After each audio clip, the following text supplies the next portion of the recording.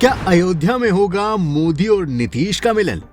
क्या रामलला मिलवाएंगे मोदी और नीतीश का हाथ? क्या ललन सिंह को हटाकर रामलला की शरण में जाएंगे नीतीश कुमार? क्या 22 जनवरी को अयोध्या में नीतीश का एनडीए गठबंधन में होगा स्वागत? दोस्तों, अभी तो ये सारी बातें अटकलें लग रही हैं, लेकिन सूत्रों की माने तो 14 जनवरी यानी मकर संक्रांति के अवसर पर बिहार की राजनीति में फिर से एक नया मोड़ आ सकता है। कहा यह जा रहा है कि मकर संक्रांति के अवसर पर नीतीश कुमार अपनी नई रणनीति का खुलासा कर सकते हैं और वो 22 जनवरी को अयोध्या में हो रहे भव्य राम मंदिर के उद्घाटन समारोह में रामलला के दरबार में मोदी जी का दामन पकड़ सकते हैं। वैसे तो बिहार प्रदेश भाजपा के ज्यादातर नेता नीतीश को एनडीए में शामिल करने का लगातार विरोध कर रहे हैं और गिरिराज सिंह और भाजपा के बिहार प्रदेश अध्यक्ष सम्राट चौधरी ने भी साफ कर दिया है कि भाजपा बिहार में साल 2024 में होने वाली लोकसभा चुनावों और 2025 में बिहार विधानसभा चुनाव में बिना नीतीश के साथ गठबंधन किए चुनाव लड़ेगी और 2025 में बिहार में बीजेपी का ही मुख्यमंत्री होगा। जब से नीतीश कुमार ने एनडीए का दामन छोड़कर महागठबंधन बनाया है, तब से लगातार कई मौकों पर भाजपा के चाणक्य कहे जाने वाले श्री अमित शाह ने भी साफ किया है कि अब एनडीए में नीतीश की वापसी संभव नहीं है। लेकिन वो कहते हैं ना कि राजनीति में कुछ भी असंभव नहीं है। अब अगर नीतीश के वापस मोदी के साथ हाथ मिलाने के कयास लगाए जा रहे हैं, तो इसके पीछे राजनीतिक मजबूरियों को समझना होगा। साल 2019 के लोकसभा चुनाव में बिहार की 40 सीटों में 17 सीटों पर बीजेपी और नीतीश कुमार की जनता दल यूनाइटेड ने अपने उम्मीदवार खड़े किए थे और स्वर्गीय रामविलास पासवान की लोक जनशक्ति पार्टी ने 6 सीटों पर अपने उम्मीदवार खड़े किए थे। बिहार की 40 लोकसभा सीटों में से 39 सीटों पर एनडीए के इस गठबंधन ने प्रचंड जीत दर्ज की थी, जिसमें भाजपा ने 17 के 17 सीटों पर विजय हासिल की थी और लोक जनशक्ति पार्टी ने भी अपनी सारी 6 सीटों पर विजय हासिल की थी और नीतीश की पार्टी भी मोदी लहर में 17 सीटों में से 16 सीटों पर जीत गई थी। लेकिन बाद में नीतीश ने एनडीए गठबंधन का साथ छोड़कर राष्ट्रीय जनता दल, कांग्रेस और वामपंथी पार्टियों को मिलाकर एक महागठबंधन बना लिया था और राज्य में एनडीए गठबंधन की सरकार टूट गई थी और महागठबंधन की सरकार बन गई। लेकिन साल 2024 के लोकसभा इलेक्शन से पहले नीतीश के 16 सांसदों को इस बात का डर सताने लगा है कि इस महागठबंधन में उन्हें सीटों के बंटवारे के दौरान इंडी गठबंधन की बाकी पार्टियां 17 सीट्स भी नहीं देने वाली हैं, क्योंकि सूत्रों के मुताबिक 40 सीटों में से 5 सीटों का दावा कांग्रेस ने कर दिया है और 6 सीटों पर वामपंथी पार्टियों का दावा है। हालांकि 2019 में आरजेडी ने लोकसभा की एक भी सीट पर विजय हासिल नहीं की थी, लेकिन जब से बिहार सरकार ने जातीय सर्वे करवाया है, तब से आरजेडी के हौसले बुलंद हैं, क्योंकि परंपरागत रूप से आरजेडी MY समीकरण यानी मुस्लिम और यादव वोट्स के समर्थन पर सीटें जीतती रही है।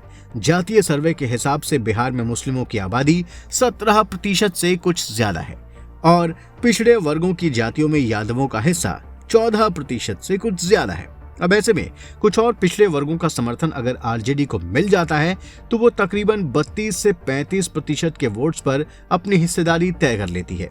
अब जब से लालू प्रसाद यादव और उनके पुत्र तेजस्वी यादव ने जातीय सर्वे की रिपोर्ट देखी है, तब से ऐसा माना जा रहा है कि वो महागठबंधन के नेतृत्व में लड़े जाने वाले लोकसभा चुनाव में 40 सीटों में से कम 20 सीटों पर अपना दावा जरूर करेगी।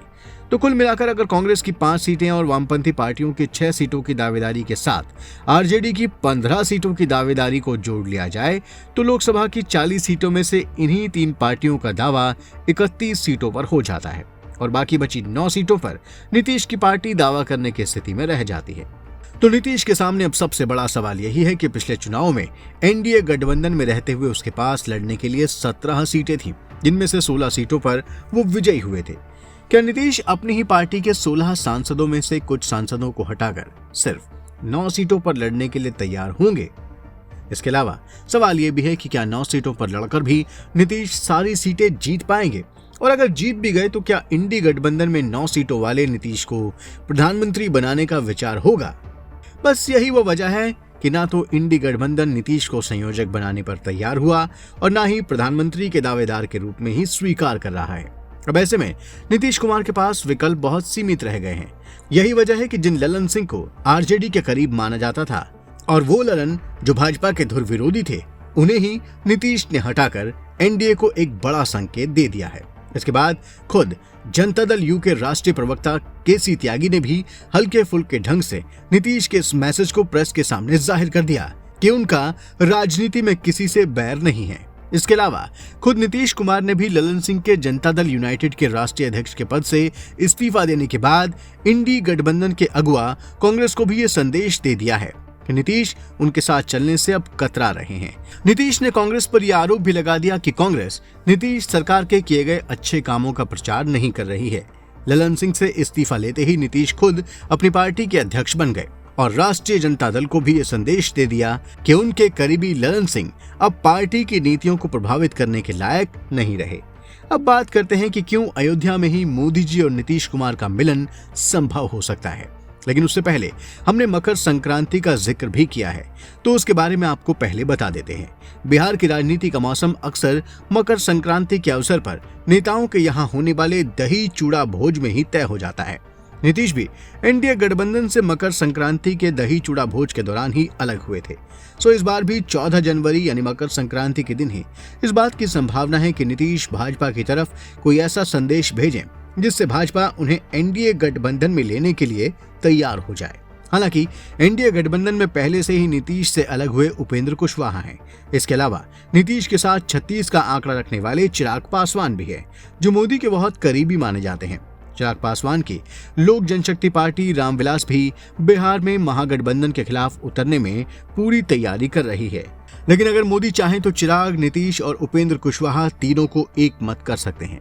मोदी की बात चिराग और उपेंद्र कुशवाहा के लिए पत्थर की लकीर इसलिए भी है क्योंकि बिहार के जातीय सर्वे के अनुसार यहां अति पिछड़ा वर्ग की लगभग 33% आबादी है और ये अति पिछड़ा वर्ग पिछले कुछ चुनावों में लगातार मोदी जी के पीछे लामबंद है। साल 2024 में भाजपा की रणनीति हर मुख्य राज्य में 50% से ज्यादा वोट्स पाने की है। इन 33% में अगर नीतीश के प्रभाव वाले कुर्मी, कुशवाहा और धानुक जातियों के वोट्स को मिला देते हैं तो ये 8% का वोट बैंक भाजपा के पक्ष में जाता है और कुल मिलाकर मोदी के पास 40% का वोट बैंक अपने आप आ जाता है। इसके अलावा चिराग पासवान की पार्टी के पास भी करीब 6% ऐसा जातिगत वोट बैंक है जो उनके पिता के समय से ही उनके साथ लगातार बना हुआ है। आखिर में जीतन राम मांझी के पास भी एक जाति विशेष का 5% वोट बैंक लगातार उनके प्रति वफादार है। तो अगर चिराग पासवान और जीतन राम मांझी के वोट बैंक्स भी मिल जाते हैं तो एनडीए गठबंधन 50% के जादुई आंकड़े को छू लेता है। तो इस मकर संक्रांति के अवसर पर अगर नीतीश इस आंकड़े को समझकर एनडीए के प्रति अपना स्पष्ट झुकाव दिखाते हैं तो आप जल्द ही सुनेंगे कि नीतीश कुमार को अयोध्या में भव्य राम मंदिर के समारोह में विशेष रूप से निमंत्रण भेजा गया है। नीतीश ने अभी तक अयोध्या में होने वाले भव्य राम मंदिर के समारोह को लेकर अपनी कोई राय नहीं रखी है, जबकि वामपंथी पार्टियों ने वहां जाने से स्पष्ट इनकार कर दिया है। जैसे ही वामपंथी पार्टियों ने अयोध्या जाने से इनकार किया, वैसे ही नीतीश कुमार को यह लगने लगा कि वामपंथी पार्टियों के साथ महागठबंधन में रहने से उनके परंपरागत वोट बैंक्स उनसे दूर छिटक सकते हैं। हम ऐसा इसलिए भी कह रहे हैं कि नीतीश जिन कुर्मी और कुशवाहा वोट बैंक्स के बल पर अपनी राजनीति करते रहे हैं, ये दोनों ही जातियां खुद को भगवान राम के पुत्रों लव और कुश का वंशज मानती हैं और अयोध्या राम मंदिर में नीतीश के न जाने के फैसले से लव कुश का ये परंपरागत समीकरण नीतीश के खिलाफ जा सकता है। वैसे भी भाजपा ने सम्राट चौधरी को अपना प्रदेश अध्यक्ष बनाकर उपेंद्र कुशवाहा को एनडीए में शामिल कर नीतीश के परंपरागत कुशवाहा वोटों पर सेंध लगा ही दी है। इधर लालू प्रसाद यादव की पार्टी आरजेडी के मंत्री श्री चंद्रशेखर ने शिक्षा मंत्री रहते हुए कई बार रामचरितमानस के खिलाफ बयानबाजी भी की है, जिसे लेकर नीतीश हमेशा असहज रहे हैं।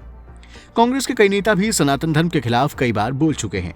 इंडी गठबंधन में गहरे रूप से जुड़े समाजवादी पार्टी के स्वामी प्रसाद मौर्य भी हिंदू धर्म के खिलाफ लगातार आपत्तिजनक रूप से बोल रहे हैं। ऐसे में नीतीश के सामने ये बड़ा सवाल है कि वो भगवान राम के वंश से जुड़े अपने परंपरागत लवकुश वोट बैंक्स को संभाले या फिर इंडी गठबंधन के साथ रहकर खुद को सनातन विरोधी साबित करने का जोखिम मोल ले। यही वजह है कि जनता दल यूनाइटेड के राष्ट्रीय प्रवक्ता केसी त्यागी से जब ये पूछा गया कि क्या नीतीश जी अयोध्या में भव्य राम मंदिर के उद्घाटन में जाएंगे, तो उन्होंने तपाक से जवाब देते हुए कहा कि निमंत्रण मिलते ही नीतीश जी वहां जरूर जाएंगे। क्योंकि हम आखिरकार हैं तो सनातनी ही। तो हो सकता है कि जैसे ही नीतीश कुमार को अयोध्या में आने का निमंत्रण मिले और वो मकर संक्रांति के दिन घोषणा करें कि वो भी रामलला के भव्य मंदिर के उद्घाटन में जा रहे हैं, वैसे ही बिहार की राजनीति में एक नया मोड़ आ जाएगा। हो सकता है कि नीतीश कुमार और मोदी जी की जब मुलाकात अयोध्या में हो तो नीतीश जी की वापसी एनडीए गठबंधन में हो जाए। वैसे ये सारे आकलन ही है, क्योंकि आप तो जानते ही हैं कि हुई है वही जो राम रचि राखा। जो प्रभु राम ने रच दिया उसे कौन टाल सकता है। तो दोस्तों, अगर इस पर आपको हमारा वीडियो पसंद आया हो तो आप जरूर इसे लाइक करें, और अगर आप हमारे चैनल द कर्मा से जुड़ना चाहते हैं तो आप इसे सब्सक्राइब भी कर लें, और हाँ, नोटिफिकेशन के लिए बेल आइकन दबाना बिल्कुल ना भूलें। धन्यवाद।